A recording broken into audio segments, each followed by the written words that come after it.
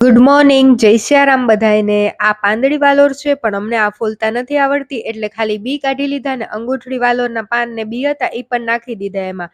આનું જ શાક બનાવવાનું છે પણ એ પેલા મેં રોટલા બનાવી નાખ્યા।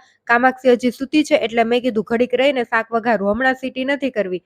સરસ મજાના 2 રોટલા બનાવી નાખ્યા।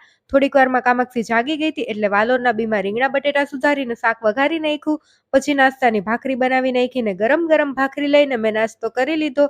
ને આ જો મશીનની પાછળ કંઈક હોય છે ને ખબર નહીં આને શું કહેવાય, પણ આની અંદર સ્પ્રિંગ છે ને એ તૂટી ગઈ છે ને કટાઈ ગઈ છે એટલે આજે મશીન નથી ચલાવવાનું। શ્યામ બીજી સ્પ્રિંગ લઈ આવશે આજે ઓફિસેથી આવશે ને ત્યારે।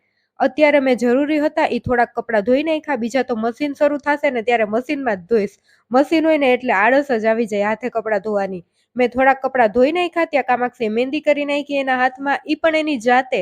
કાલે અમે માંગરોળ ગયા હતા તો ત્યાંથી આ 2 જાતના પાપડ લઈ આવ્યા। કામાક્ષીને હાર્ટ શેપ બહુ ગમે, ઈ જોઈને ખુશ થઈ જશે।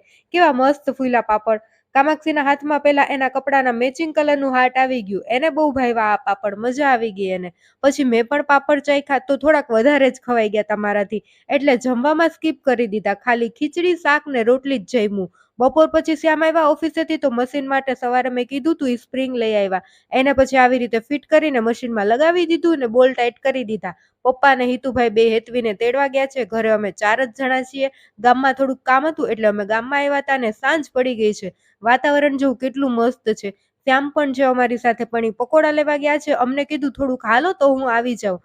શ્યામ આવી ગયા પછી અમે 2 વ્હીલમાં બેસીને ઘરે આવી ગયા। ઘરે આવીને પેલા તો બધાએ ગરમા ગરમ પકોડા ખાધા અને થોડાક દિવસ પહેલા મમ્મીએ ચીકુ પકવવા નાખ્યા હતા ને એ પાકી ગયા હતા, તો કીધું કે હાલો ચીકુ શેક પીએ, એટલે મેં ચીકુ સુધારીને એમાં ખાંડ ને દૂધ ને બધું નાખીને મિક્સરમાં પીસી નાખ્યું। પછી અમે ચીકુ શેક પીધું। બાય બાય, જય સિયારામ, લાઈક શેર સબસ્ક્રાઇબ।